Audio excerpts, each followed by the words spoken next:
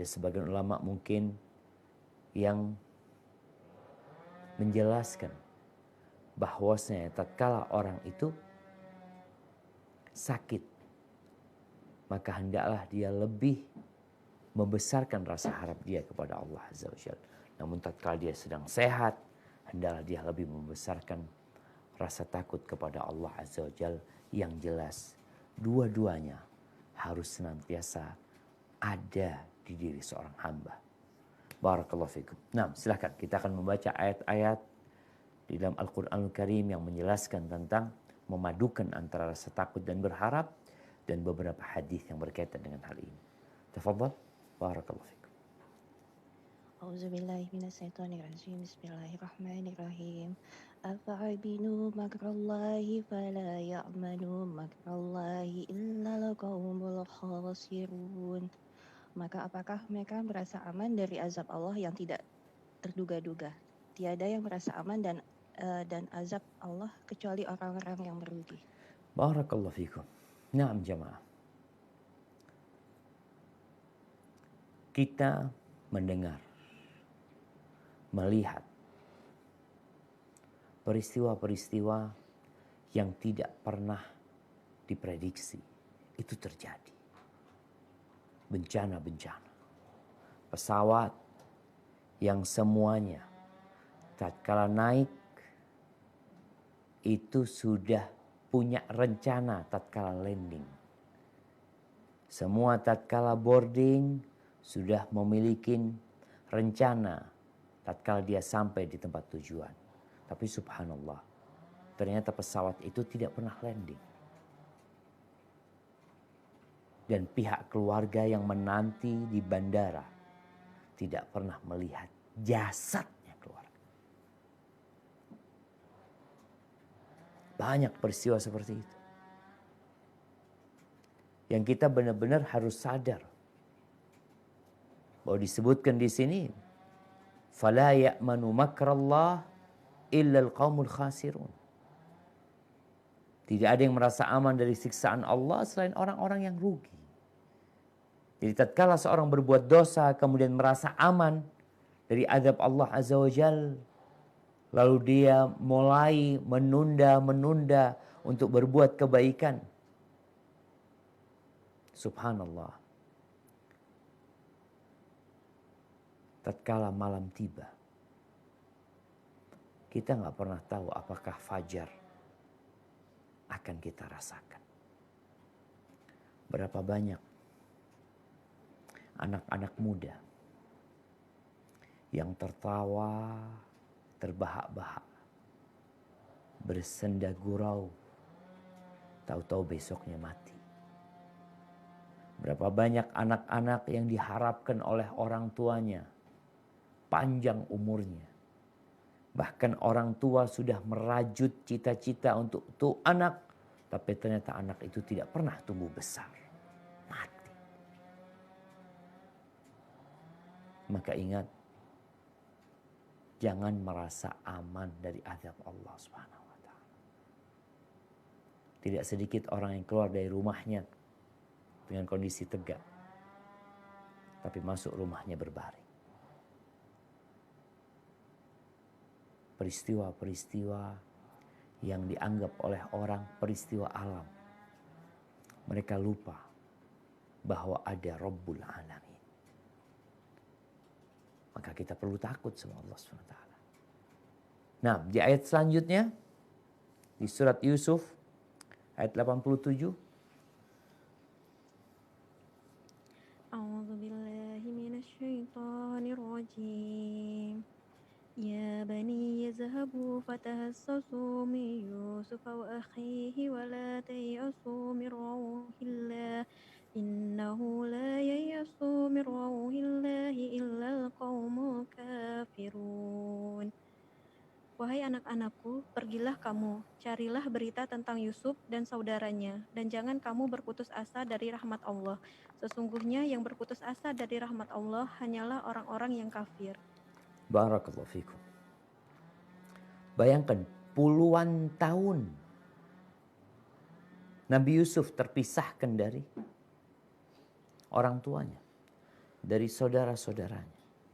Tapi sang ayah tetap memiliki harapan kepada Allah Azza wa Jalla.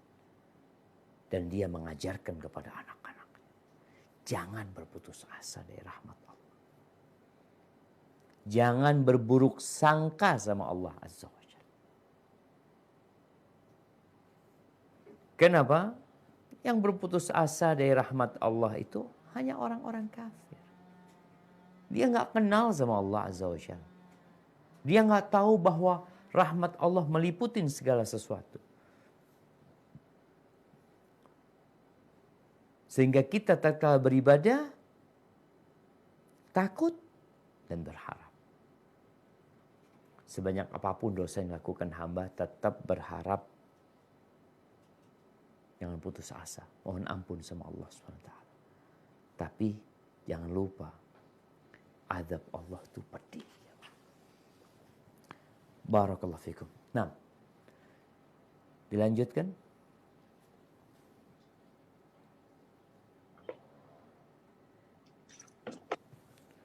A'udzu billahi minasyaitonir rajim.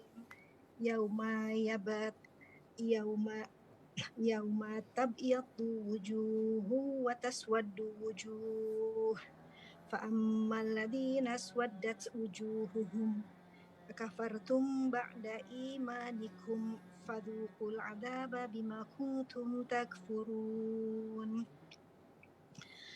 Pada hari itu ada wajah yang putih berseri dan ada pula wajah yang hitam muram. Adapun orang-orang yang berwajah hitam muram, kepada mereka dikatakan, mengapa kamu kafir setelah beriman? Karena itu rasakanlah azab disebabkan kekafiranmu. Barakallahu fikum. Subhanallah. Di sini Allah Azza wa Jal menyebutkan dua kondisi manusia. Ada wajah yang berseri-berseri dan ada pula wajah yang hitam muram. Siapa yang berseri-seri? Tentunya mereka yang beriman, yang mentauhidkan Allah Azza wa Jal, yang menjalankan agama ini sesuai dengan syariat dan ajaran baginda Nabi kita Muhammad alaihi salatu wassalam. Adapun wajah yang hitam, yang gelap gulita, yang muram, mereka adalah orang-orang yang tidak beriman, yang terus berbuat dosa, yang kadangkala mereka beribadah tapi tidak sesuai dengan apa yang diajarkan oleh baginda Nabi kita Muhammad alaihi salatu wassalam. Tatkala kita melihat di sini Allah menceritakan dua kondisi. Jadi hati kita perlu takut, tapi juga kita tetap berharap kepada Allah Azza wa Jalla. Barakallahu fikum. Nah, silakan dilanjutkan surat Al-A'raf ayat 167. Rajim wa qata'nahum fil ardi umama minhum salihuna wa minhum duna dhalik wa balawnahum bil hasanati was sayyiati la'allahum yarji'un. Dan ingatlah ketika Tuhanmu memberitahukan bahwa sesungguhnya Dia akan mengirim orang-orang yang akan menimpakan azab yang seburuk-buruknya kepada mereka atau orang Yahudi sampai hari kiamat. Sesungguhnya Tuhanmu sangat cepat siksanya dan sesungguhnya Dia Maha Pengampun, Maha Penyayang. Barakallahu fikum.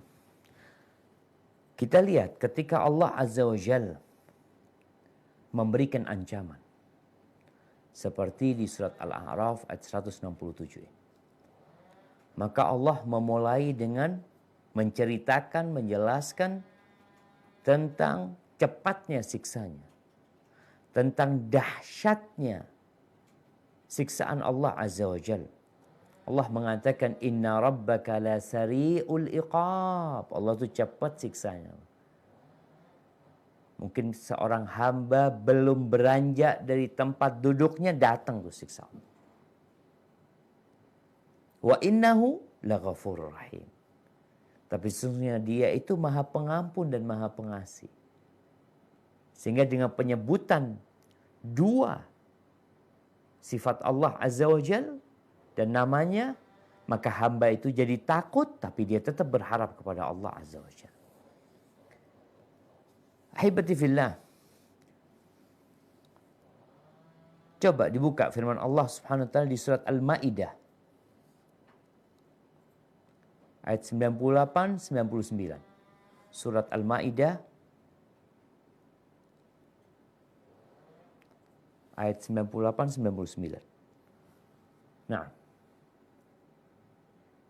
Bismillahirrahmanirrahim. A'lamu annallaha syadidul iqabi wa annallaha ghafurur rahim. cukup ya. Ayat ini aja. Silahkan artinya. Ketahuilah bahwa sesungguhnya Allah amat berat siksanya dan bahwa sesungguhnya Allah Maha Pengampun lagi Maha Penyayang. Nah, kita lihat nih Allah tatkala memberikan ancaman, Allah mengatakan i'lamu, ketahuilah kalian. Apa yang perlu diketahui hamba?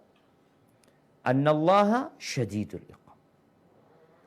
Kalau Allah itu dahsyat, berat loh siksanya. Tapi disebutkan wa annallaha ghafurur rahim. Allah itu juga Maha Pengampun dan Maha Pengasih. Ini tatkala Allah memberikan ancaman. Namun tatkala Allah berbincang tentang dirinya, ketika Allah Azza wa Jal menjelaskan tentang kesempurnaan sifatnya, maka Allah memulai dengan rahmatnya terlebih dahulu sebelum azabnya. Coba firman Allah di surat Al-Hijr ayat 49-50. Surat Al-Hijr ayat 49-50. Di sini Allah Azza wa Jalla menceritakan tentang dirinya. Bukan sedang memberikan ancaman kepada umat manusia, tapi Allah sedang menceritakan tentang dirinya. Nah, silakan dibaca. A'udzubillahi minasyaitonirrajim. Nabi ibadi anni ana ghafurur rahim wa anna azabi huwal azabul alim.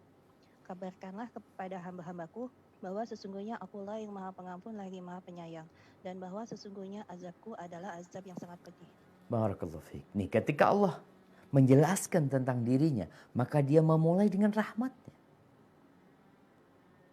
Beda dengan ayat-ayat yang sebelumnya yang kita baca, Allah mendahulukan azabnya. Innallaha sari'ul iqab, syadidul iqab. Allah jelaskan tentang azabnya. Ini ayat tentang ancaman kepada para pelaku dosa, para pelanggar aturan-aturan Allah Azza wa Jalla. Tapi tatkala Allah menceritakan tentang dirinya, maka Allah mengatakan nabbi ibadi, kabarkan kepada hamba-hambaku tentang Allah Azza wa Jalla, anni anal ghafurur rahim. Aku adalah Tuhan yang Maha Pengampun dan Maha Pengasih. Baru setelah itu wa anna azabi huwal azabul alim. Barakallahu fikum. Baik. Lanjutkan.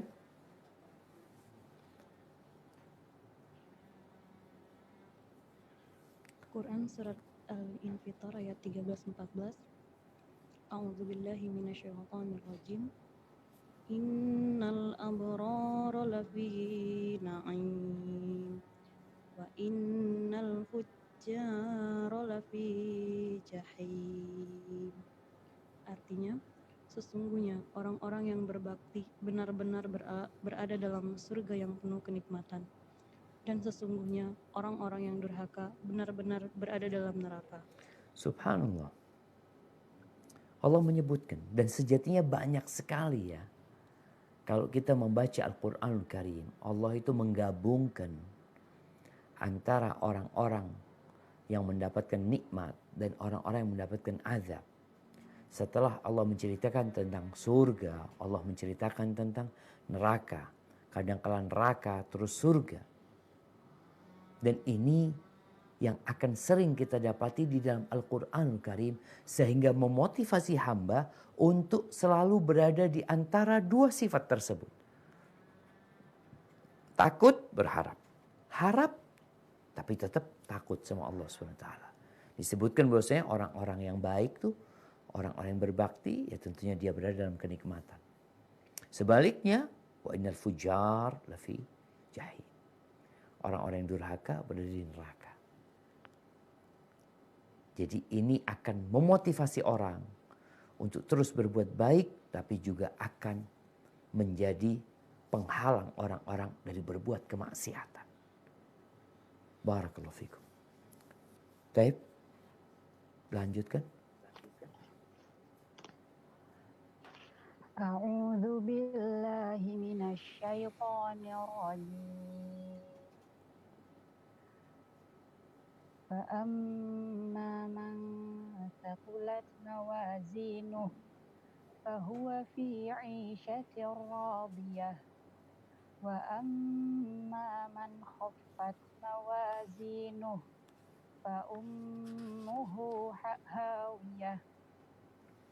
Maka adapun orang yang berat timbangan kebaikannya, maka dia berada dalam kehidupan yang memuaskan. Dan adapun orang yang ringan timbangan kebaikannya, maka tempat kembalinya adalah neraka hawiyah. Manusia dipinta untuk mempersiapkan diri. Di surat Al-Qari'ah ini Allah menjelaskan tentang adanya timbangan. Amal manusia akan ditimbang. Manusia yang beramal akan ditimbang. Buku catatan dia akan ditimbang. Timbangan ini untuk menunjukkan kualitas dari amal perbuatan. Dicatat tuh amalannya. Sholat 5 waktu sepanjang 50 tahun. Ini sama sholat 5 waktu sepanjang 50 tahun. Ditimbang. Akan tampak perbedaannya. Ada yang berbobot. Amal solehnya berbobot. Tapi ada amal solehnya yang tidak berbobot.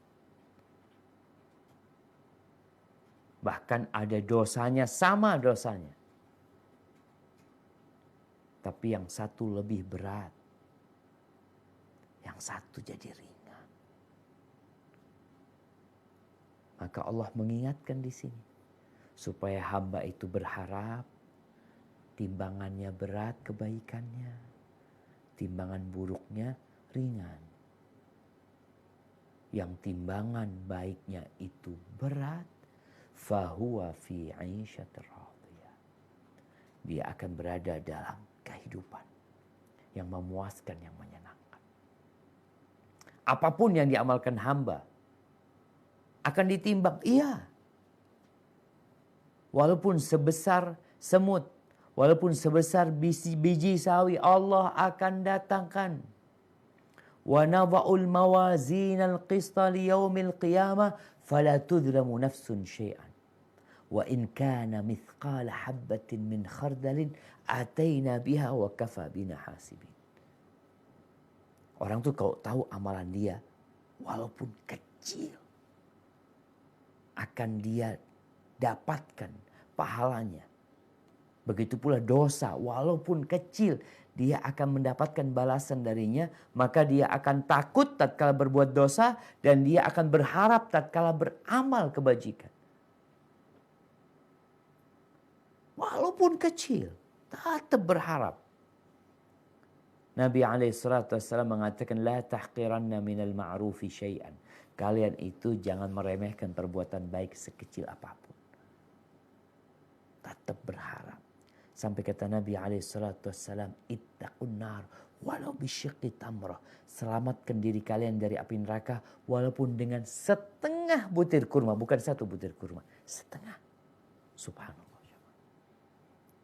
Maka ayat-ayat yang baru saja kita baca ini menggabungkan antara al-khawf, takut kepada Allah SWT, tapi jangan sampai kelewatan, tetap harus berharap kepada Allah Azza wa Jalla. Barakallahu fikum. Nah, berkaitan dengan rasa takut ini tadi kita sampaikan di awal bahwasanya para ulama berbeda pendapat tentang kapan kita lebih menguatkan rasa takut kita. Kapan kita lebih menguatkan rasa harap kita. Di antara mereka ada yang mengatakan ketika sehat maka takut dan harapannya sama. Tapi ketika dia sedang sakit, apalagi sakit yang mau mati, hendaklah dia lebih berharap kepada Allah Azza wa Jal.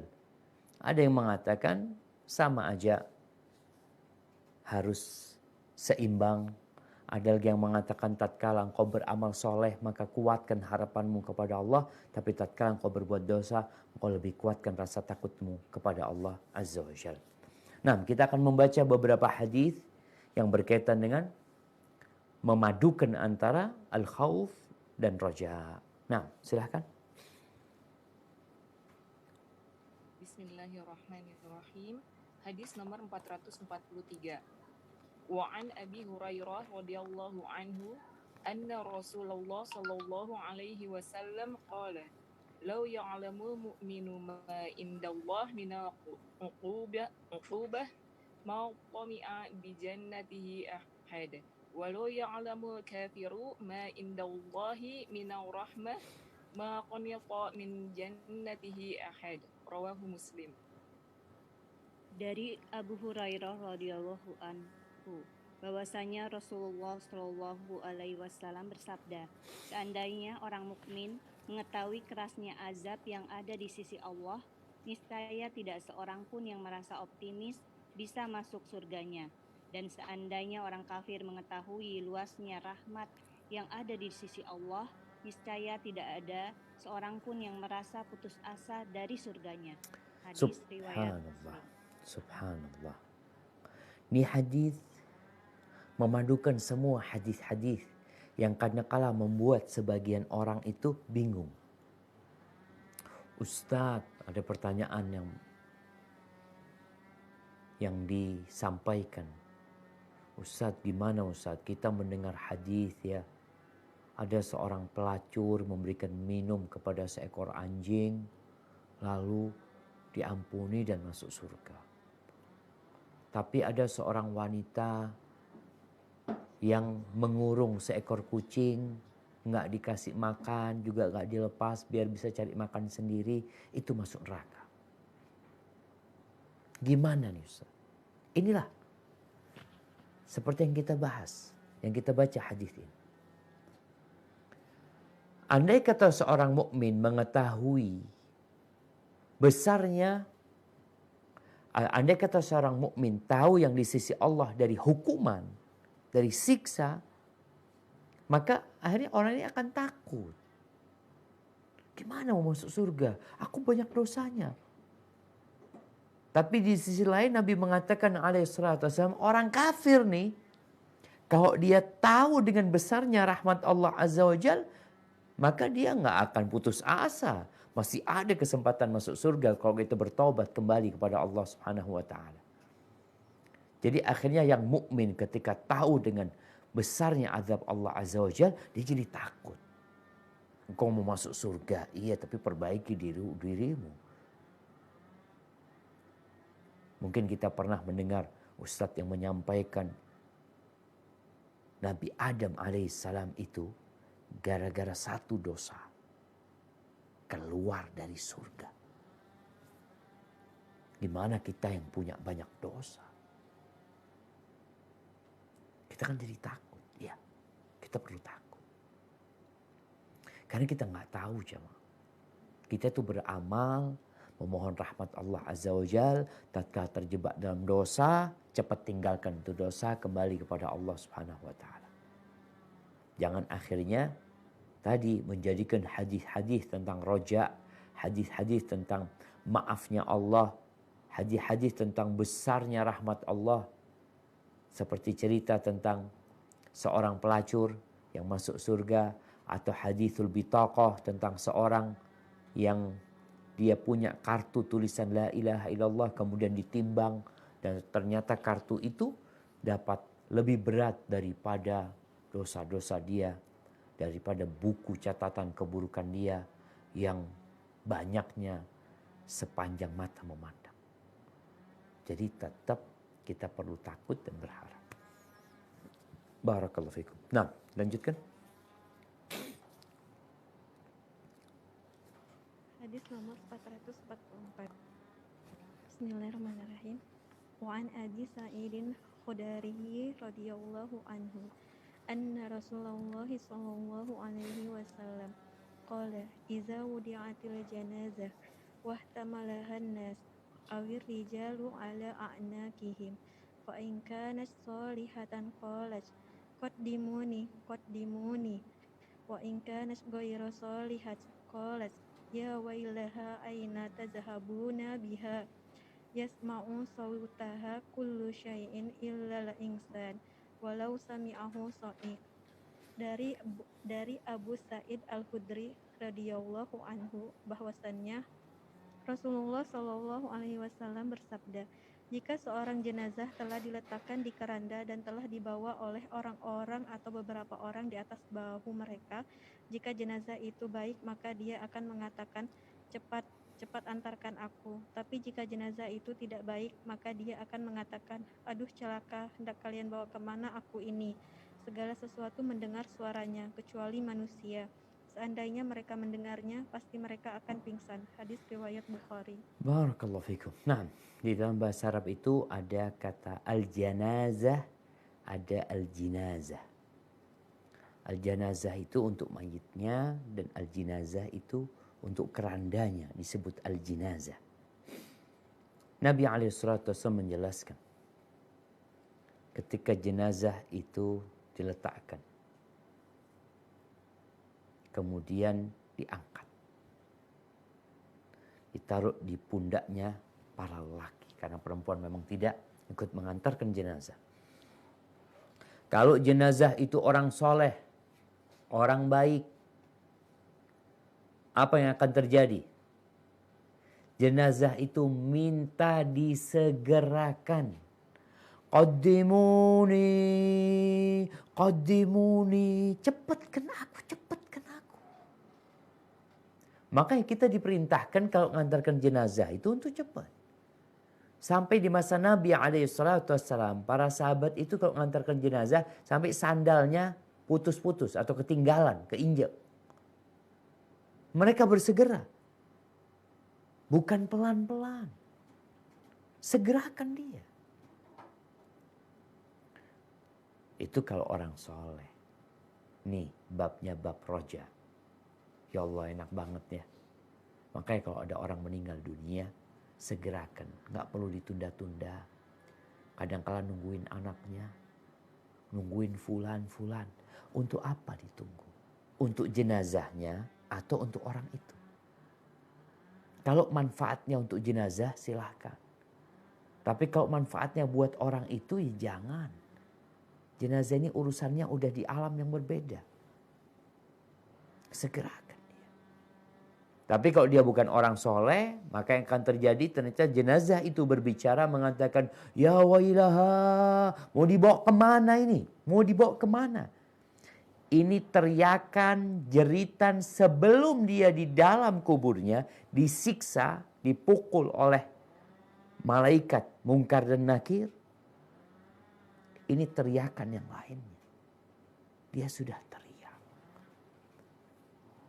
Ahibati fillah, bicara tentang alam gaib itu, ya kalau tidak lewat wahyu kita nggak akan tahu.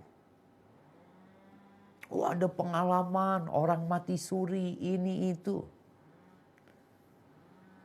Nggak bisa kita jadikan patokan. Terus patokannya apa? Qala Allah, qala Rasul. Kita percaya. Bahkan Nabi SAW di hadis ini mengatakan, yasma'u sautaha kullu syai' illa al-insan. Semuanya mendengar suaranya. Kecuali manusia. Kalau manusia bisa mendengar, dia akan pingsan. Kita kadang-kadang dengar suara yang menakutkan, jadi takut. Gimana kalau suara itu suara orang yang dipikul? Ditinggal tuh jenazahnya. Orang kalau dengar suaranya, tahu-tahu dia teriak, ditinggal sama mereka. Makanya dari rahmat Allah Azza wa Jalla kepada kita tidak dapat mendengar, tapi kita dikasih tahu. Sehingga kita jadi takut dan kita berharap kepada Allah Azza wa Jalla. Barakallahu fikum. Nah, hadis yang terakhir di bab ini. Hadis nomor 445. Bismillahirrahmanirrahim. Wa an ibni Mas'udin radhiyallahu anhu qala Rasulullah sallallahu alaihi wasallam al jannatu aqrabu ila ahadikum min syiraki na'lih wan naru mithlu dzalik. Rawahu Bukhari. Dari Ibnu Mas'ud radhiyallahu anhu, ia berkata, Rasulullah Shallallahu alaihi wasallam bersabda, surga itu lebih dekat kepada salah seorang di antara kalian daripada tali sandalnya. Demikian juga dengan neraka. HR hadis riwayat Al-Bukhari. Subhanallah jemaah. Iya. Surga itu dekat. Kalau kita membaca hadis-hadis roja, ya Allah dekat banget ya. Dekat banget. Neraka juga sama dekat. Makanya kadang-kala ada orang mengatakan, ya Allah enaknya jadi ustadz ya. Surga udah di depan mata, neraka juga di depan mata. Tatkala ada orang yang mengatakan seperti itu, kita nih kedekatan kita sama surga dan sama neraka itu sama aja. Bahkan Nabi SAW mengatakan lebih dekat daripada sandal, bukan sandal afwan, tali sandal. Lebih dekat. Sama dua-duanya. Sehingga jangan sampai seperti orang munafik yang berbuat dosa tapi merasa aman. Dia mengatakan, oh Allah maha pengasih, maha pengampun, dosa terus jalan kau. Dan itu sifat orang-orang munafik. Jamaah rahimakumullah, akan membacakan beberapa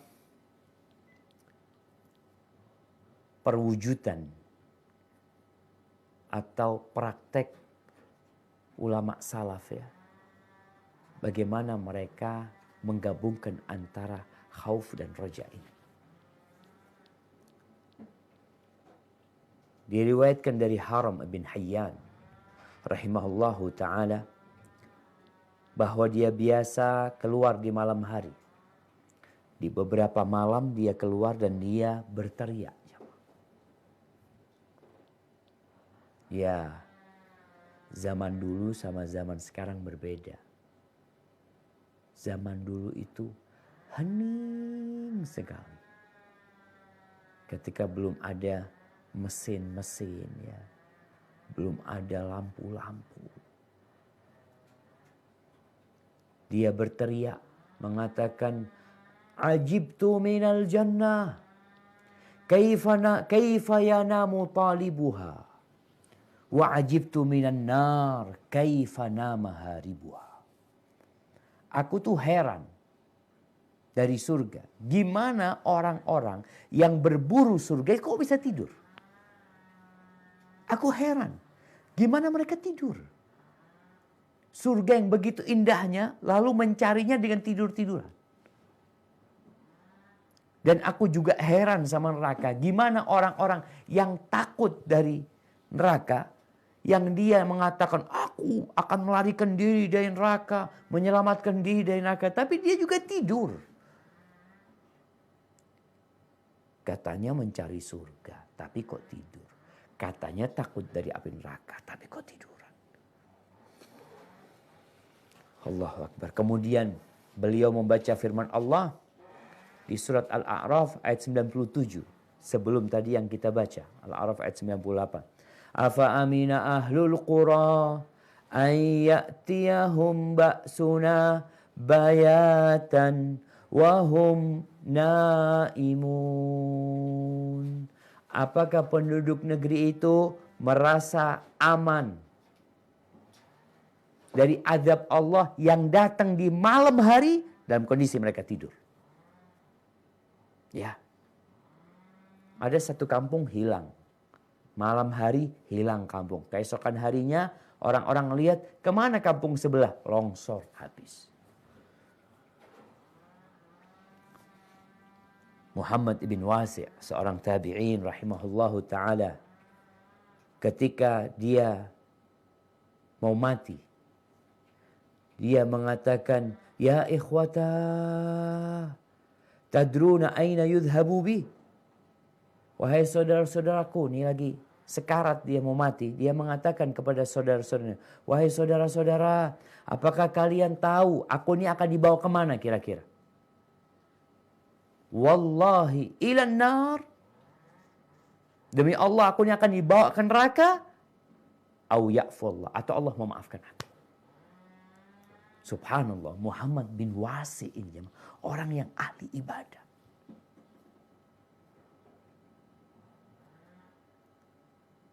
Yang cerita dalam satu peperangan ya,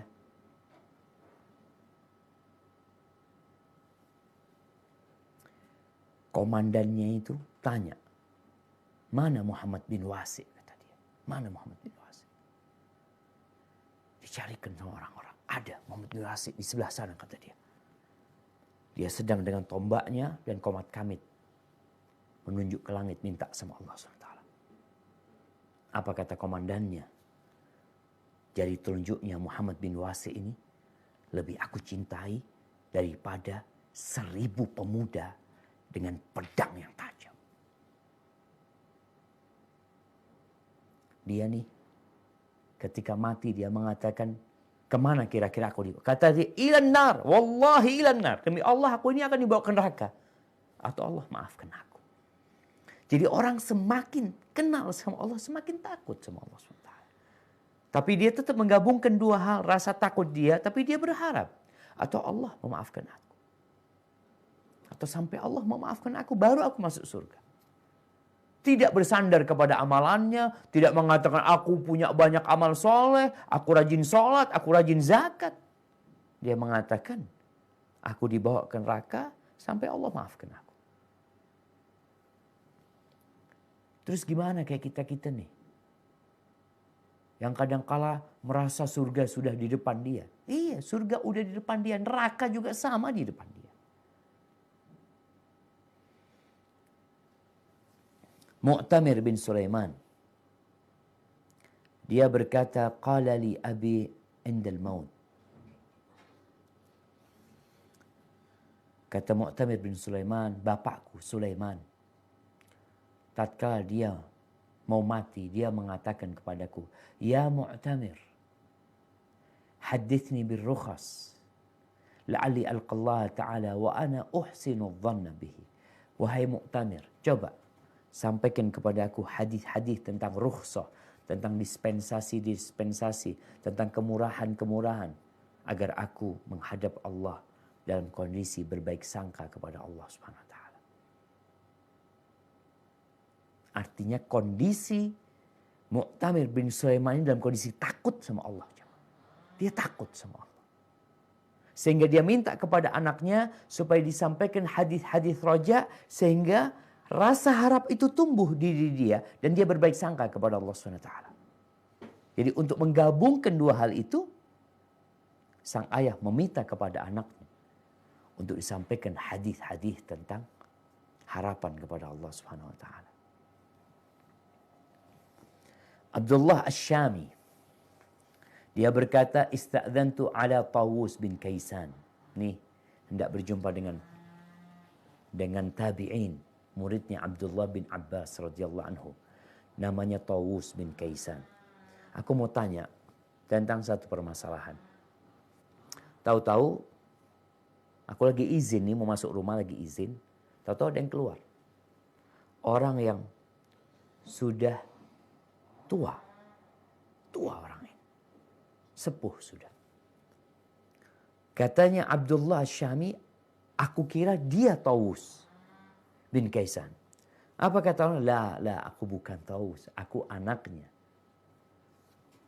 Katanya Abdullah Asyami, in kunta ibnahu faqad khalifa abu. Kalau engkau anaknya, artinya engkau sudah sepuh kayak gini, maka bapakmu udah pikun, kata dia. Kata anaknya Tawus, taqulu hadha. Engkau mengatakan ini. Innal alim la yakhraf. Orang yang alim itu nggak pikun, insyaallah, kata dia. Artinya orang yang membaca Al-Quranul Karim, yang hafal, yang sibuk mengajarkan ilmu, insya Allah dia di akhir hayatnya nggak akan sampai pikun. Memang hal ini diriwayatkan dari Abdullah bin Abbas radhiyallahu anhu, dan Tawus ini muridnya Abdullah bin Abbas radhiyallahu anhu. Taib. Akhirnya kata Abdullah Asyami, aku diizinkan untuk masuk, aku masuk. Ketika aku masuk, kan aku ingin bertanya sesuatu. Lalu Taus mengatakan kepada aku, Sal wa aujiz. Silahkan kau bertanya, tapi yang ringkas. Jangan panjang-panjang pertanyaan. Bertanyalah tapi yang ringkas. Wa in syi'ta, kalau engkau mau. Allamtuka fi majlisika hadha Al-Quran wa Taurat wal Injil. Kalau engkau mau, aku akan ajarkan kepadamu di majelismu ini sekarang ini. Al-Quran, Taurat dan Injil. Subhanallah. Mau diajarin kita 3 kitab dalam satu majelis itu. Kata Abdullah Asyami, in allamtanihi la as'aluka an syai'. Kalau engkau ajarkan kepada aku Quran, Taurat dan Injil, ya aku nggak akan bertanya apa-apa sudah. Oh iya, apa kata Taus? Khafillah. Makhafatan la yakunu syai'un 'indaka akhwaf minhu. Takutlah kepada Allah dengan rasa takut yang di sisimu tidak ada yang lebih engkau takuti daripada Allah SWT. Full takutnya sama Allah SWT. Warjuhu raja'an huwa asyaddu min khawfika. Dan berharaplah kepada Allah dengan harapan yang lebih besar daripada rasa takut. Wa ahibba linnas ma tuhibbu li nafsi. Subhanallah. Cintailah untuk orang lain apa yang engkau cintai untuk dirimu sendiri. Jadi seakan-akan Taus ini meringkaskan isinya Quran, Taurat dan Injil. Ini loh.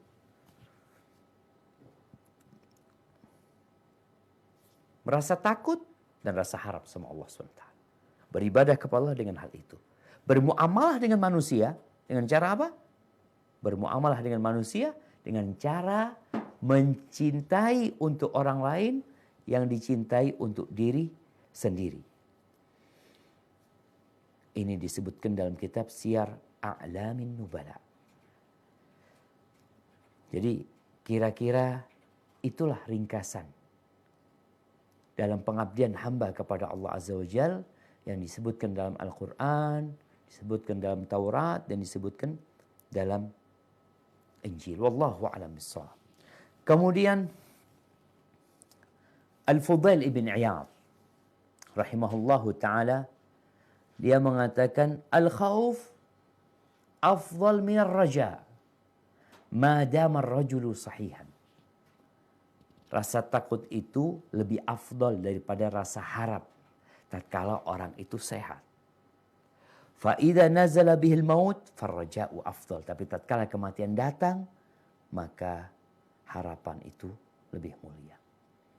Ini beberapa ungkapan para ulama salaf bagaimana mereka beribadah kepada Allah Azza wa Jal, menggabungkan, memadukan antara rasa takut dan rasa harap.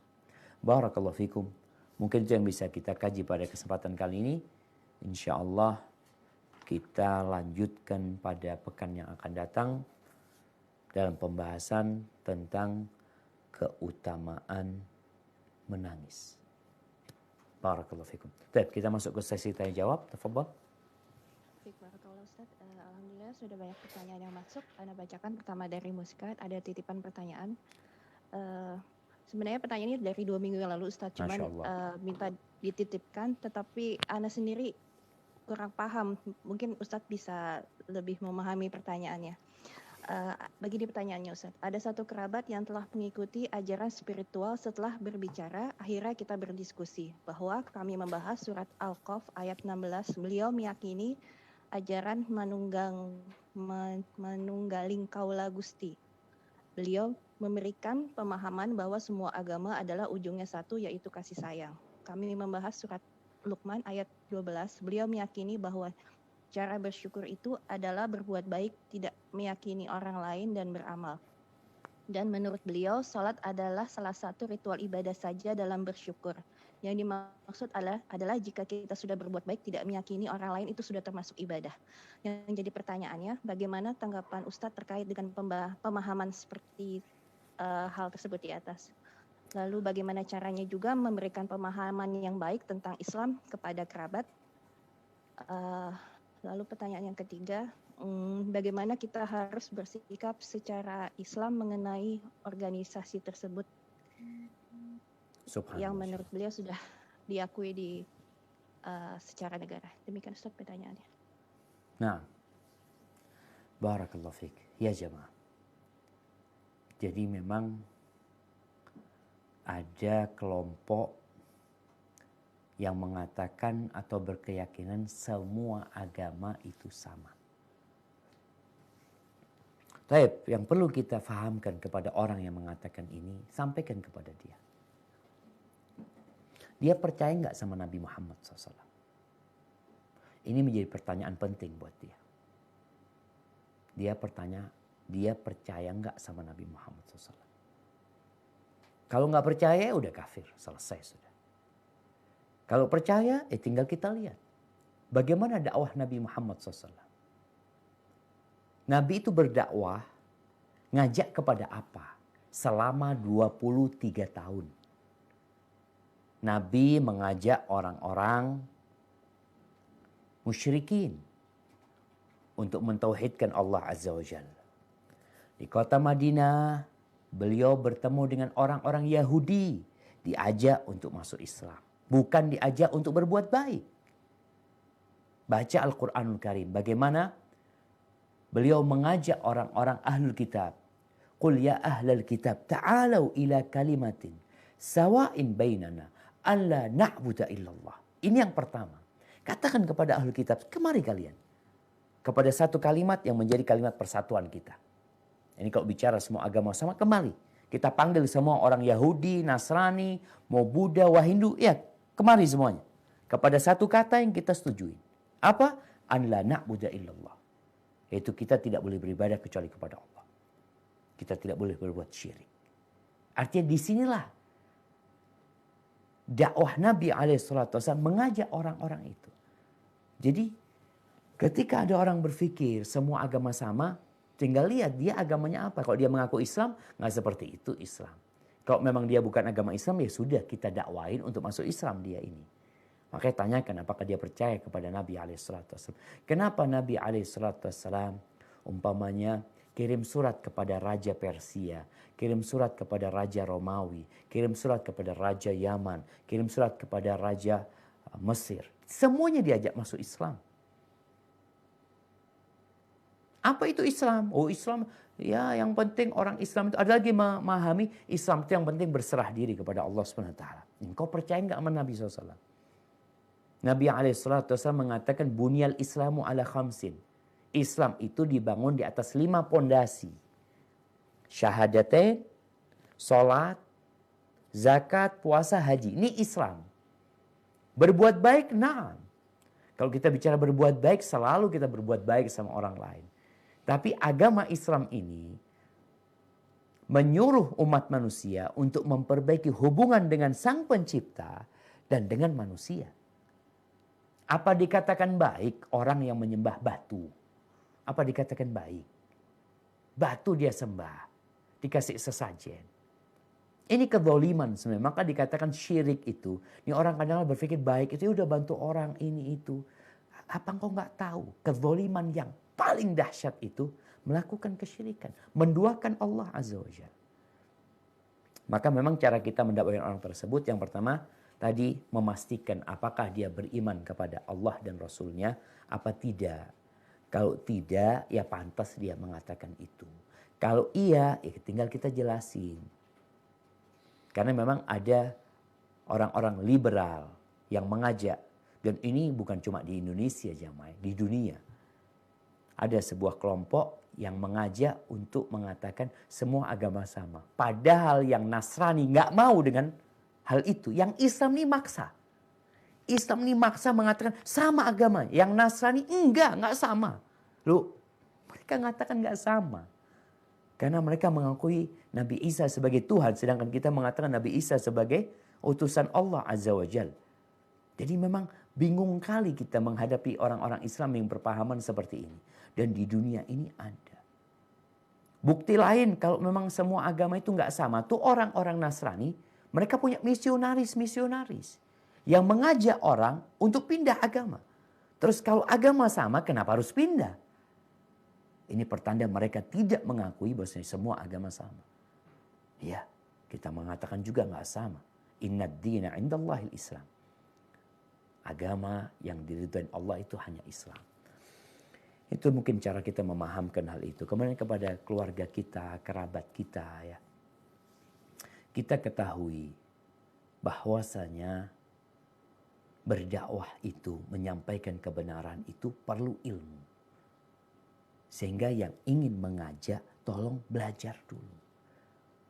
Kalau bicara orang gak paham, orang punya semangat berbuat baik, tinggal kita kasih tahu, ini loh gak boleh. Oh ya makasih, jazakallah khair. Ini kalau orang kondisinya memang gak tahu, tapi dia punya semangat untuk berbuat kebaikan. Kondisi kedua, ada orang tahu sama hukum. Cuma dia ini sedang malas. Imannya sedang turun. Maka tugas kita bukan hanya ngasih tahu. Tapi perlu memotivasi. Jadi memberikan motivasi-motivasi, nasihat-nasihat. Supaya dia semangat lagi untuk beramal. Yang ketiga, ada orang ini yang berpaling. Yang gak mau diajak. Bahkan dia punya dalil sendiri, punya argumentasi sendiri. Bahkan dia siap untuk mendebat. Yang ketiga ini perlu diskusi. Dan bicara diskusi, maka diperlukan ilmu yang lebih dalam lagi. Wajadilhum billati hiya ahsan. Kalau bicara apakah semua ormas ya atau yayasan yang diakui pemerintah itu benar? Tidak, secara pemerintahan benar. Secara agama, kita punya agama Islam. Kita punya Al-Quran dan Sunnah. Untuk melihat apakah ormas itu benar atau tidak. Mungkin seperti itu. Wallahu a'lam bishawab. Nah. Barakallahu fiik Ustaz. Ukti Evi mau membacakan pertanyaan dari Lubuk Linggau. Tafadholi. Assalamualaikum warahmatullahi wabarakatuh Ustaz. Waalaikumsalam warahmatullahi wabarakatuh. Ahlan wa sahlan. Nah, tafadhali. Alhamdulillah Ustaz. Ya ini ada titipan pertanyaan Ustaz. Izin bertanya, saya seorang ibu dari 2 anak perempuan. Sebelumnya suami menikah karena mantan istri hamil sebelum pernikahan. Dikaruniai anak laki-laki. Karena saat ini satu rumah dan anak tersebut berumur 9 tahun belum balik. Apakah anak ini tetap menjadi mahram saya atau tidak? Dikarenakan dia bernasab pada ibunya. Dan apabila tidak bisa menjadi mahram saya, apakah bisa Ustadz anak laki-laki tersebut dijadikan saudara sepersusuan agar bisa menjadi mahram bagi si ibu dan kedua putrinya? Syaratnya bagaimana Ustadz? Apa saja ini anak? Apabila saat ini anak tersebut berusia 9 tahun, kalau ingin diberi ASI, jika bisa syaratnya seperti apa? Jazakillah khair. Nah, barakallahu fikum. Ya jemaah. Ini termasuk pertanyaan yang sulit jemaah. Tapi itu terjadi. Apa solusinya? Yang pertama berkaitan dengan anak di luar nikah. Seringkali ini ditanyakan. Ana rasa wajar kalau seringkali ditanyakan.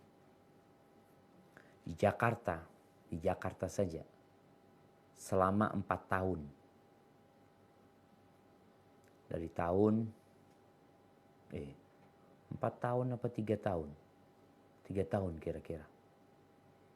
Itu di satu klinik telah terjadi aborsi sebanyak 32.000. Itu dalam 3 atau 4 tahun.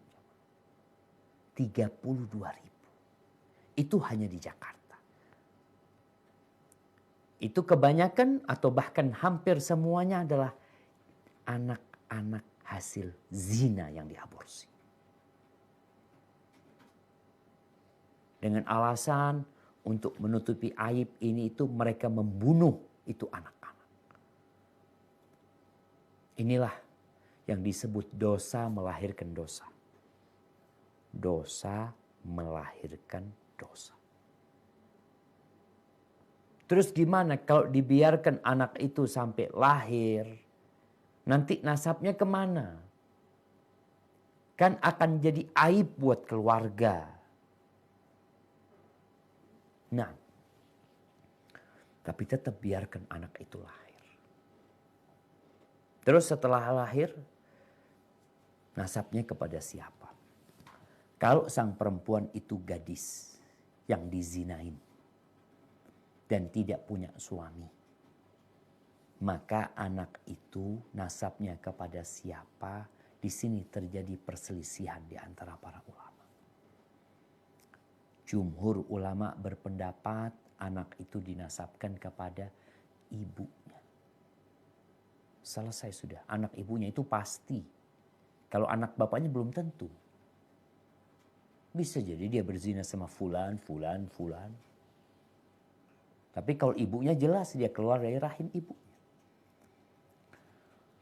Lalu gimana? Pendapat yang kedua, kalau sang ayah mengakui itu anak dia, bisa enggak? Karena dia tahu nih perempuan memang tidak berzina kecuali bersama dia. Dan dia mengakui anak itu anak dia. Sebagian ulama berpendapat boleh.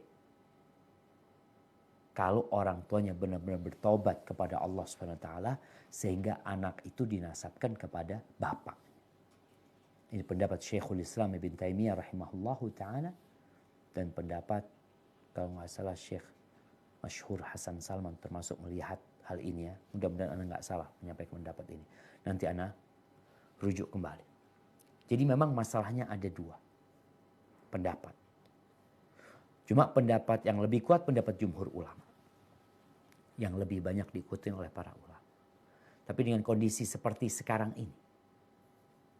Yang tadi sampai 32.000 diaborsi itu anak. Ini hanya di Jakarta aja.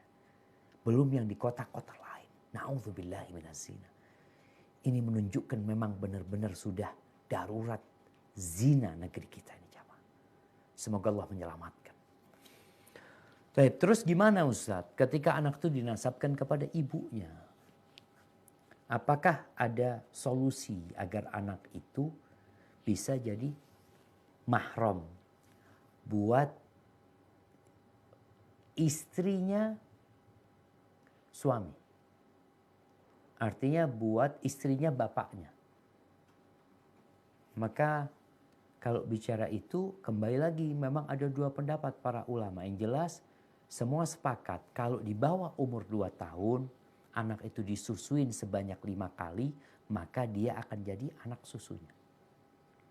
Memang ada pendapat Aisyah radhiyallahu anha tentang radha'atul kabir, tentang susuan buat anak yang udah besar. Ini dalam kondisi-kondisi darurat memang mungkin itu bisa dijadikan solusi. Di mana anak itu disusuin dengan dipereskan dari asinya ibu, kemudian disusukan kepada anak itu sebanyak 5 kali, dia menyusun, minum 5 gelas umpamanya, anak itu jadi anak susu. Ini dalam kondisi darurat. Walaupun memang pendapat yang lebih kuat, yang bisa menjadi saudara susu itu adalah anak yang di bawah umur 2 tahun. Hadza wallahu a'lam bissawab. Nah, Jazakallah khair Ustaz. Berikut ada pertanyaan dari jamaah Zoom untuk Ummu Kafit. Apa ingin bertanya langsung? Tafadholi Ummu Kafit ya.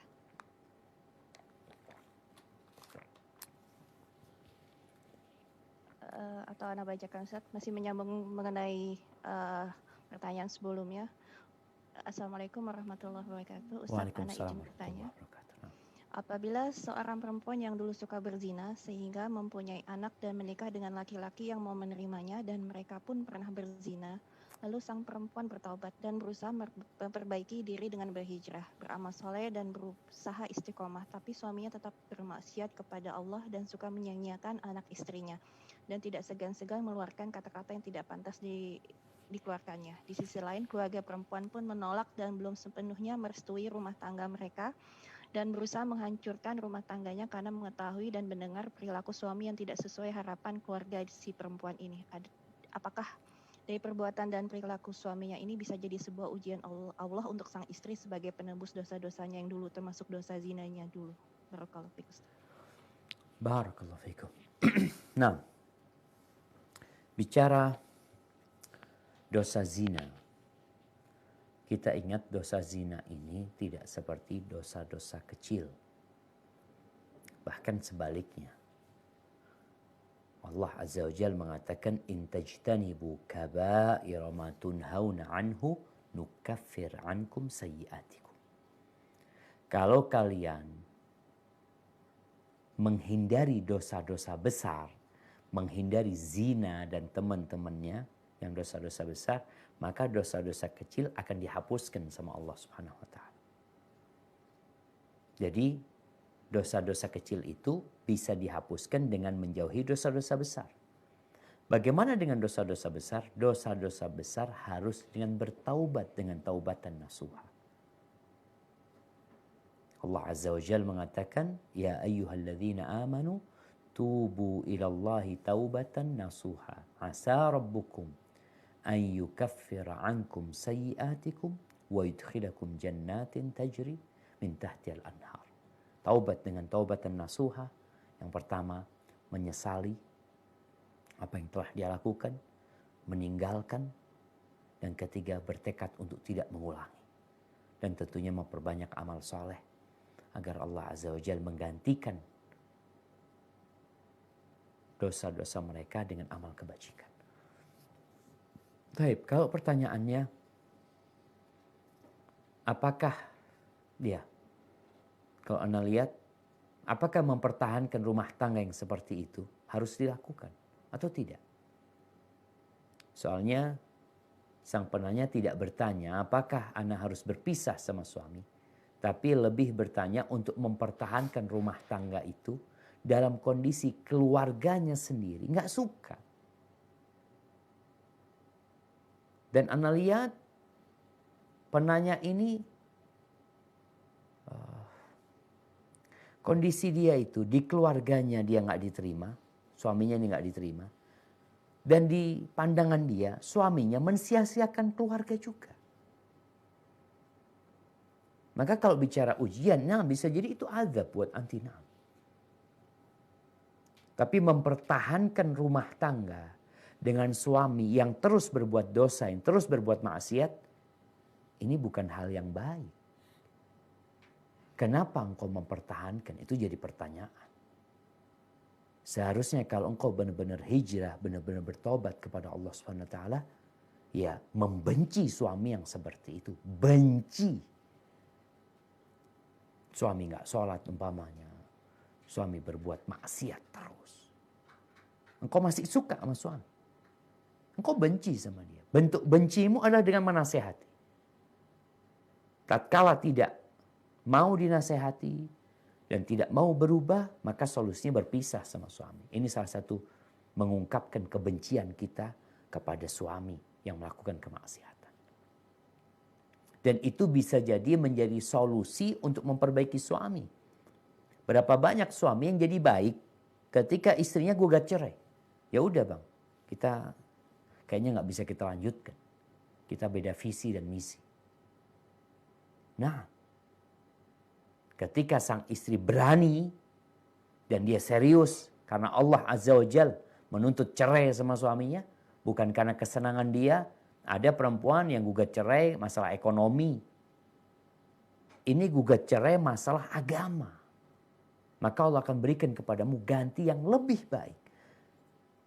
Masalah lainnya timbul, gimana anak-anak? Subhanallah. Apakah suami yang anti katakan tadi menelantarkan, mensia-siakan istri dan anak-anaknya dalam kondisi suami istri dia peduli sama anak-anak? Enggak. Maka kadangkala perceraian itu menjadi lebih baik buat anak-anak. Sehingga dia hidup di satu rumah bersama ibu yang peduli sama dia tanpa ada yang mengganggu rumah tangga mereka. Hadza wallahu a'lam bissawab. Nah.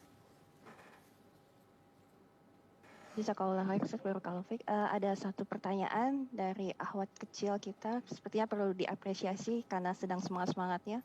Tafadholi Ade Aisyah dari Riau.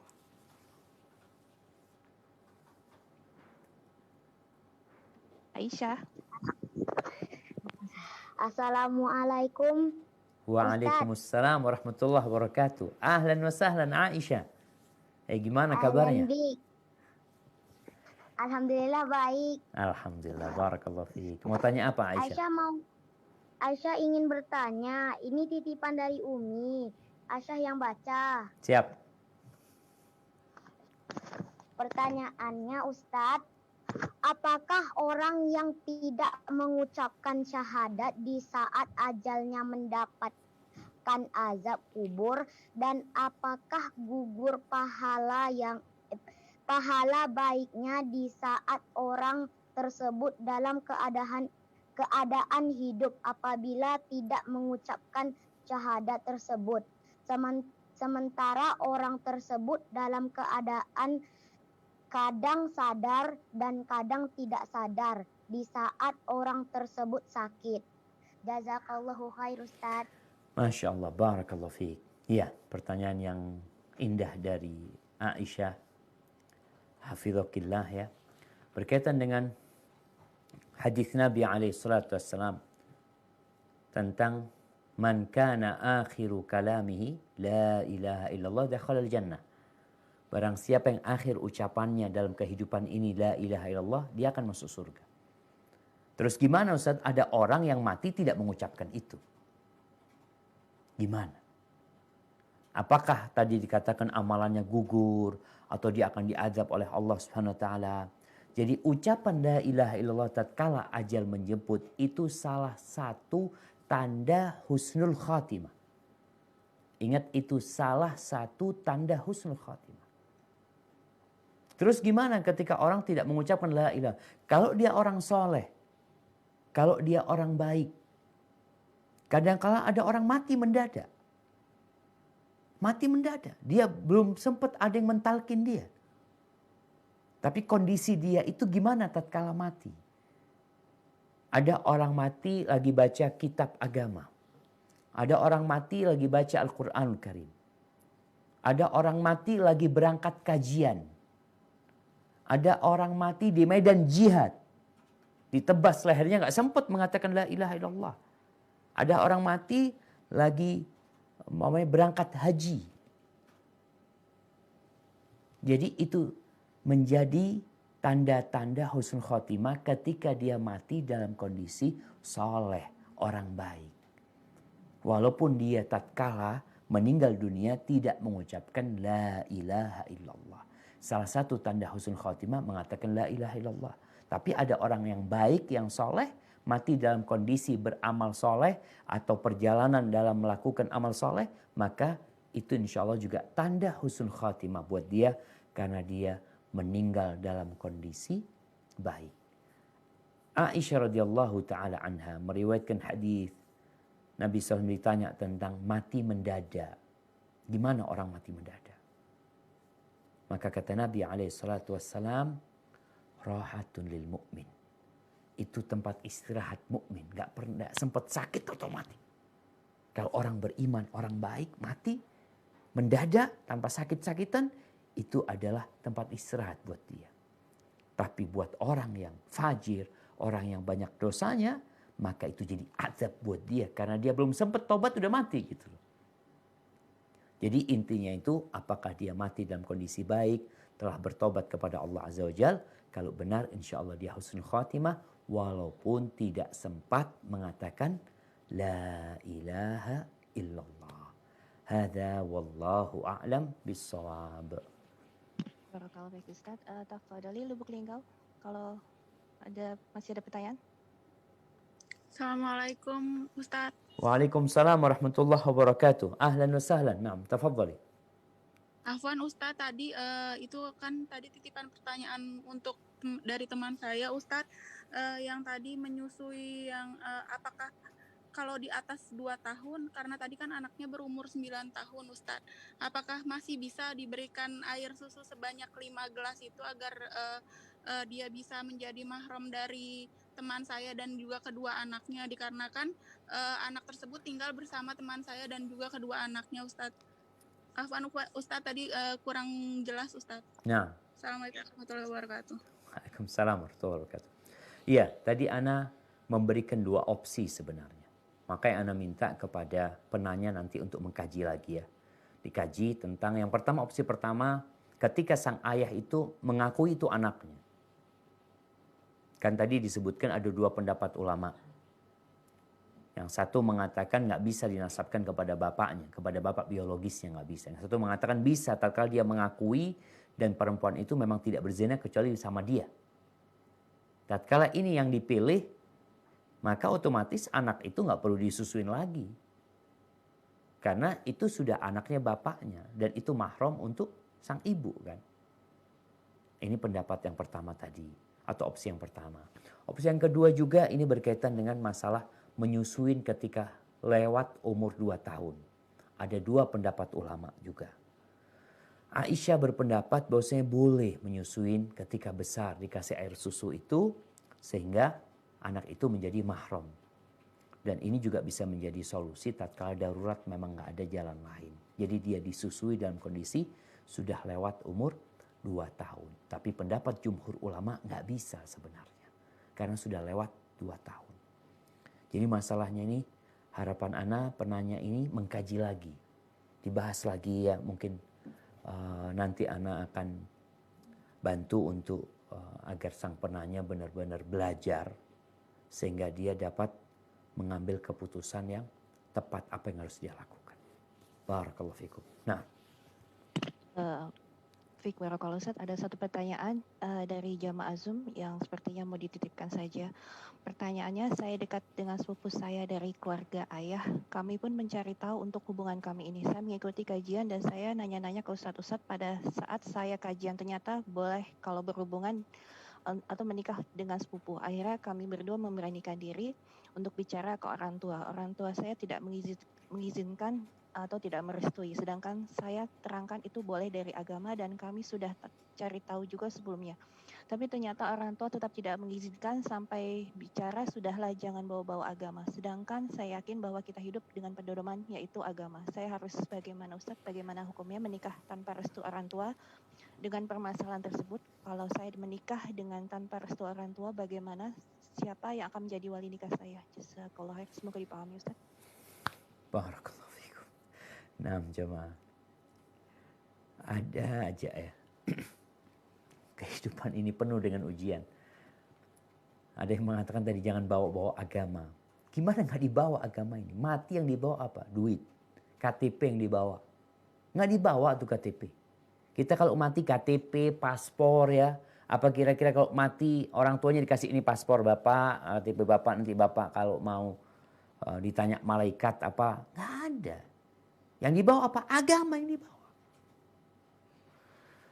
Cuma memang bagaimana kita menyampaikan. Kadangkala ada orang yang nggak bisa paham tentang agama kita ini.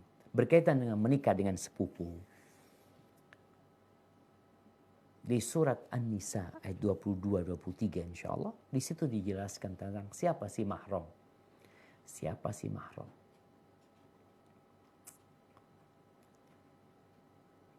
Coba lihat Fatimah binti Muhammad SAW. Itu menikah dengan siapa? Menikah sama Ali bin Abi Thalib. Siapa Ali bin Abi Thalib? Sepupunya Nabi SAW. Sepupu menikah sama keponakan sepupunya. Artinya anak sepupunya. Bukan sama sepupu, sama anak sepupunya. Karena memang bukan mahram mereka itu. Nah, kemudian yang kedua, Nabi SAW pernah melamar Ummu Hani, sepupunya Nabi SAW. Tapi Ummu Hani merasa dia udah tua ya, dia banyak anaknya, nggak ingin ngerepotin Nabi SAW ya. Dia menolak. Jadi sebenarnya nggak ada masalah nikah sama sepupu. Hanya saja di beberapa daerah di Indonesia ini ada yang menganggap itu tabu. Karena dalam pandangan mereka sepupu itu mahram.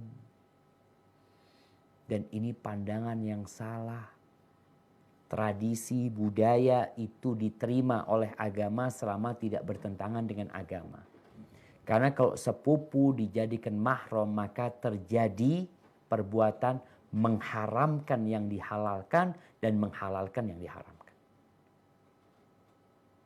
Bagaimana mengharamkan yang dihalalkan? Ya memang halal untuk dinikahin, kenapa diharamkan? Kalau bicara menghalalkan yang diharamkan, seharusnya mereka nggak boleh berduaan. Nggak boleh safar ditemenin sama sepupunya, nggak boleh. Karena bukan mahram. Terus gimana solusinya? Jadi yang pertama solusinya itu ya berusaha kita untuk menjalin komunikasi yang baik sama orang tua. Terus kalau alasan orang tua itu hanya masalah yang tadi disebutkan. Anda rasa alasan itu masih bisa diperbaikin dari orang tua. Seorang perempuan itu ketika orang tuanya tidak mau menikahkan, padahal laki-laki yang melamarnya ini soleh, ini syaratnya. Agamanya baik, akhlaknya mulia. Terus gimana Ustaz? Dan orang tua nggak mau. Kalau masih ada pilihan lain, ya mungkin pilihan lain lah. Daripada anti harus menikah kemudian nanti ribut sama orang tua. Tapi kalau anti tetap ingin menikah, maka yang harus dilakukan adalah berangkat ke pengadilan agama. Di sana itu ada firm mengajukan wali al-adl. Ada wali yang menghalangi anaknya menikah tanpa alasan yang sesuai dengan syariat. Maka berangkat ke sana. Ajukan itu kepada hakim, kepada pengadilan. Nanti pengadilan akan panggil orang tua.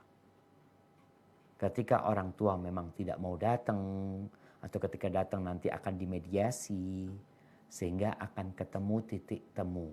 Kalau enggak, nanti hakim itu bisa memindahkan perwaliannya.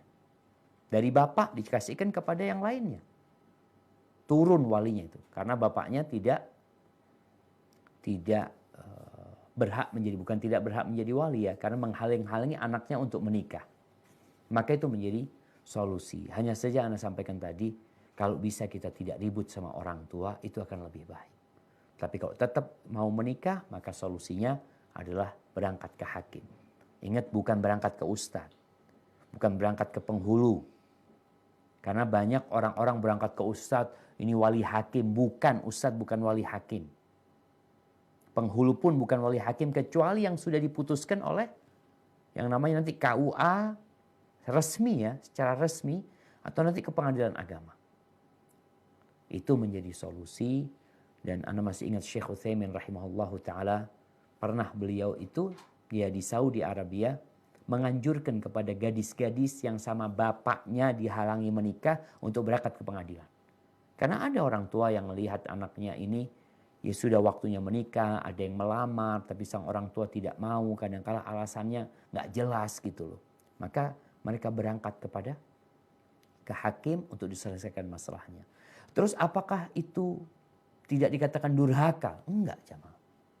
Enggak. Pernah ada seorang perempuan di masa Nabi SAW datang menjumpai Nabi SAW. Dia itu dikawinkan sama bapaknya dengan sepupunya. Ini sama sepupunya. Iya. Sama anak pamannya. Kalau antum mungkin membaca Ustadz, katanya kalau nikah sama sepupu itu nanti anaknya yang lahir, kena penyakit ini, itu macam-macam, nggak benar. Nabi SAW telah, Allah Azza wa Jalla, afwan, Allah Jalla Jalla telah menghalalkan menikah dengan sepupu. Allah menghalalkan hal itu. Dan itu boleh, nggak ada masalah. Dan Nabi mempraktekkannya. Nih Anak perempuan datang kepada Nabi SAW. Laporan dia.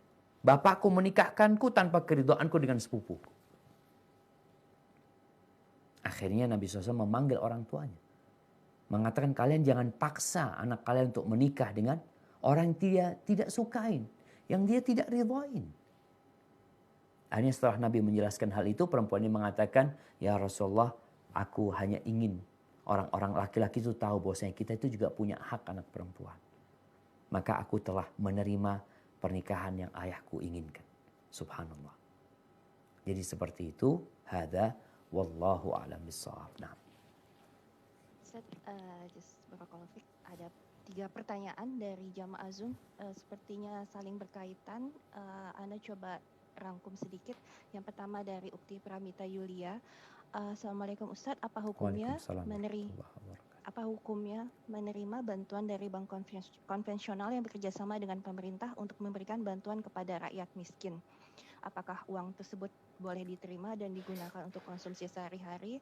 Lalu dari Ukti Dini, Ahwan Ustadz, orang tua menyuruh kami untuk meminjam uang di bank untuk keperluan renovasi rumah yang sangat perlu untuk dilakukan. Apakah kami melakukannya sementara kami takut azab Allah?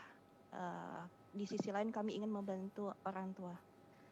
Lalu yang ketiga dari Haris Kristanti, Ustadz, kami sedang berjuang secara finansial, keluar dari lembaga riba dan masih berjuang menyelesaikan hutang riba dengan cara menjual aset. Dalam doa kami, ya Allah datangkanlah pertolonganmu dari arah yang tidak kami sangka-sangka agar kami bisa segera melunasi kewajiban kami. Pertanyaannya, apakah doanya kurang spesifik atau terlalu pasrah Ustadz? Mohon pencerahannya karena keadaan was-was seolah santai menunggu pertolongan dan kurang bersungguh-sungguh dalam doa menjual aset. Tapi mau spesifik doanya, takut juga seolah mengatur Allah. Demikian Ustadz pertanyaan, semoga bisa dipahami. Nah, barakallahu fikum. Ya jemaah, ada 3 pertanyaan terakhir. Ini terakhir tapi pertanyaannya 3 jemaah.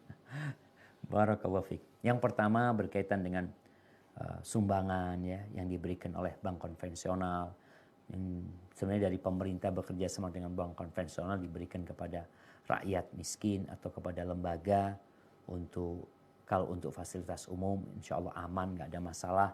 Dan kalaupun untuk fakir miskin yang memang mereka memerlukan, semoga itu nggak apa-apa karena mereka tidak melakukan riba sebenarnya orang-orang tersebut, dan yang sampai kepada mereka itu adalah uang pemberian seperti itu.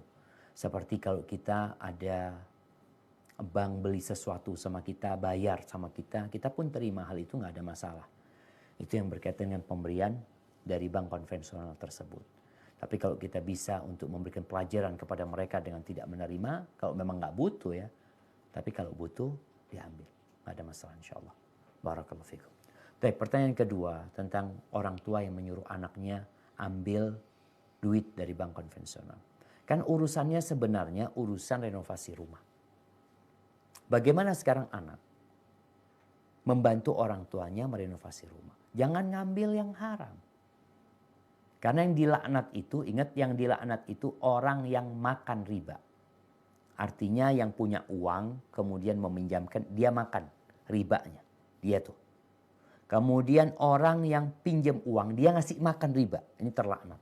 Yang mencatat, yang menulis, yang jadi saksi terlaknat. Jadi kalau anti sekarang melakukan itu, maka anti akan masuk dalam lingkaran riba. Terus gimana solusinya? Banyak solusi sebenarnya. Solusi yang pertama berdoa sama Allah SWT. Doa. Allahumma kfini bihalalika an harami. Ya Allah, cukupkan aku dengan yang halal dari Engkau ya Allah. Jangan sampai makan yang haram.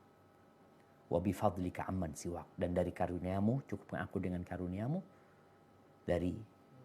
agar aku nggak butuh dengan yang lainnya. Yang kedua, cari pinjaman yang tidak dengan riba.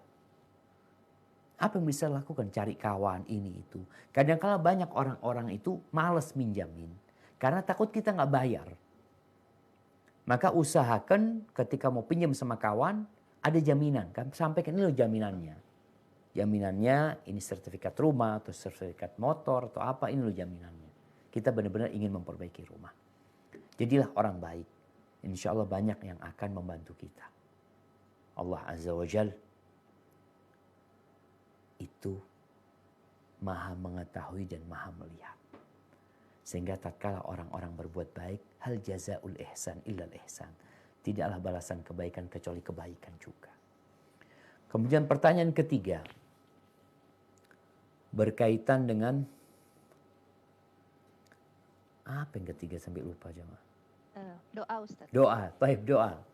Doa tadi minta rezeki dari arah yang tidak disangka-sangka. Ahibati fillah, doa untuk melunasi utang itu udah diajarin sama Nabi SAW. Tadi yang Anda bacakan, yang diajarkan kepada Ali bin Abi Thalib. Allahumma qfini bihalalika an harami wa aghnini bifadlika amman siwak. Lalu ada doa yang dibaca sebelum tidur. Ada panjang doanya tawassul dengan nama Allah, dengan kebesaran Allah. Lalu mengatakan Allahumma qdi anna dain. Ya Allah, lunasin hutang-hutang kami. Kemudian doa Allahumma inni a'udzubika minal hammi wal hazan wa a'udzubika minal ajzi wal kasal wa a'udzubika minal jubni wal bukhl wa a'udzubika min ghalabati dain wa qahrir rijal. Itu juga doa diajarkan Nabi SAW. Adapun doa tadi, kalau kita memang punya aset, kita minta sama Allah Azza. Ya Allah, aku mau lunasin utang. Ini asetku ya Allah. Moga engkau mudahkan. Engkau minta sama Allah SWT. Bicara rizki dari arah yang tidak disangka-sangka. Itu Allah berjanji. Kalau engkau bertakwa kepada Allah Azza wa Jal. Wa man yattaqillaha yaj'al lahu makhrajan. Wa yarzuqhu min haitsu la yahtasib. Jadi kita boleh minta secara spesifik, boleh. Kalau memang kita punya tanah ya Allah. Inilah tanah yang aku milikin ya Allah. Aku ingin lunasin utangku dan yang aku punya ini ya Allah. Moga engkau mudahkan. Minta sama Allah. Sehingga bisa jadi tanah itu laku atau Allah kasih kepada kita dari jalan lain sehingga utang kita bisa lunas. Sehingga mintalah sama Allah SWT. Kalau memang secara spesifik nggak apa-apa. Minta kepada Allah Jalla Jalla. Ingat ketika Nabi SAW berdoa ketika perang Badar. Sampai-sampai beliau mengatakan, Allahumma intuhlak hadhil isabah la tu'bad fil ard. Ya Allah, andai kata sahabat-sahabatku ini terbunuh semuanya, kau nggak akan disembah lagi di bumi ini ya Allah. Tapi jangan berlebih-lebihan ketika berdoa. Hendaklah kita mengetahui posisi kita ini sebagai apa sebenarnya. Hadza wallahu a'lam bishawab. Itu yang bisa Ana sampaikan pada kesempatan kali ini. Kurang lebihnya mohon maaf apabila yang Ana sampaikan benar itu dari Allah Jalla Jalaluh. Kalau ada yang salah dan kurang berkenan itu dari diri Ana pribadi. Allah dan Rasulnya terbebaskan dari kesalahan itu. Subhanakallahumma wa bihamdika ashhadu an la ilaha illa anta astaghfiruka wa atubu ilaik. Wassalamualaikum warahmatullahi wabarakatuh.